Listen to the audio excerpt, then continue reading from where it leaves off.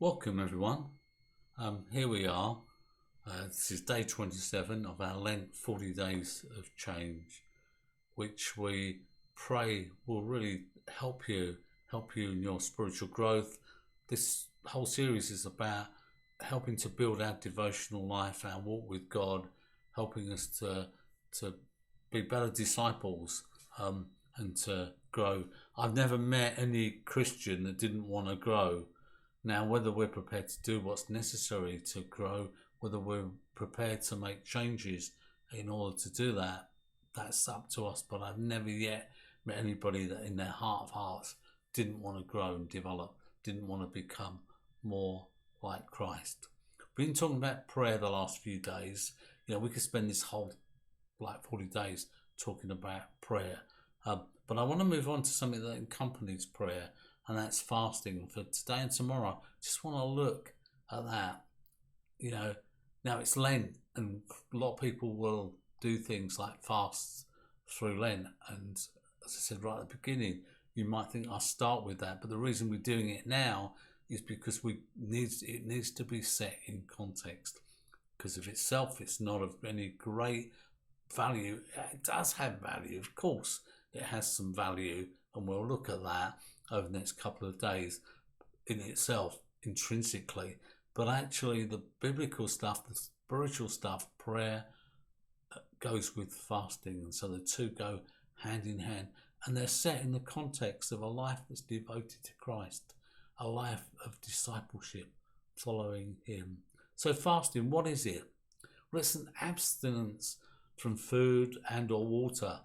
And it's often done for ritualistic reasons, or perhaps in modern times it's seen as a kind of cleansing of the body, a detoxing from lots of the chemicals and lots of things we use today. So it has kind of a slightly different meaning today, but they are associated. There are, of course, ascetic benefits from fasting. Self-denial is not as a bad thing, as it can help stop excesses. We usually don't buy biscuits in our household, as when you open a pack, just to eat one ends up leading to eating the whole packet. So here's a quote from a Jewish source on fasting. The abstention in and of itself cannot create a sense of spirituality. The idea is to be able to refrain from giving in to our impulses.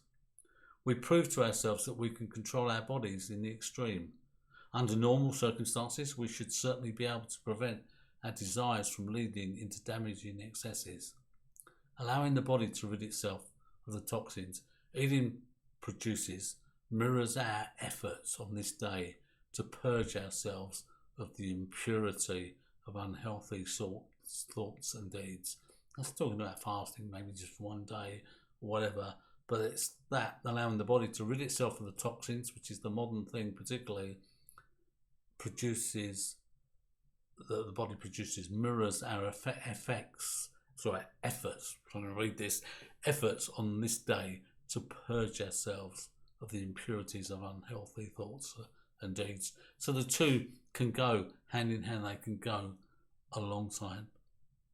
But cast your mind back to the New Testament, and you'll remember that Jesus was criticised for not fasting, unlike all the contemporary rabbis. They said, hey, Jesus, you and your disciples don't fast like everybody else does. In reality, of course, Jesus did at times, but he taught it was not an over ostentatious act, but it was a personal act of devotion. It was also not a ritualistic act in Jesus' teaching.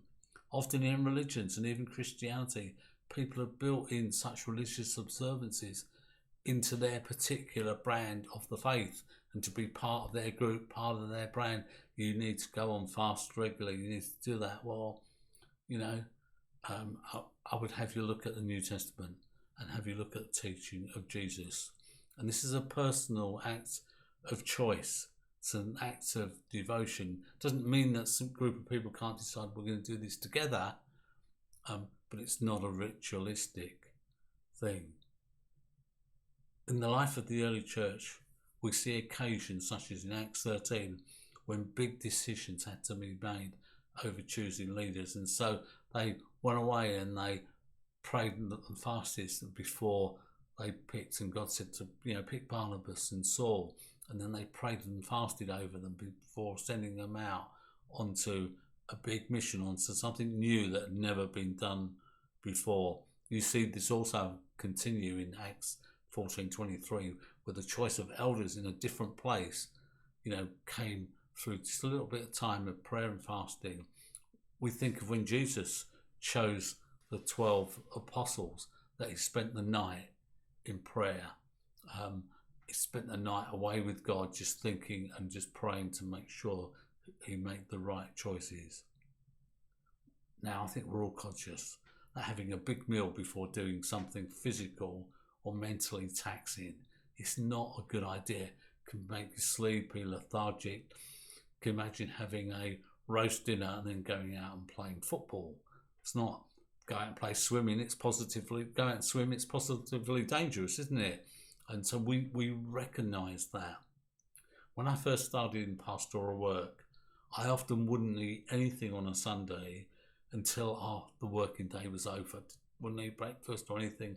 I wanted the working day to be over, and that might have meant a couple of services, meant teaching a children's club or Sunday school or something, and sometimes it wasn't until the evening, after the evening service, that you crash out, and then I would eat. Why?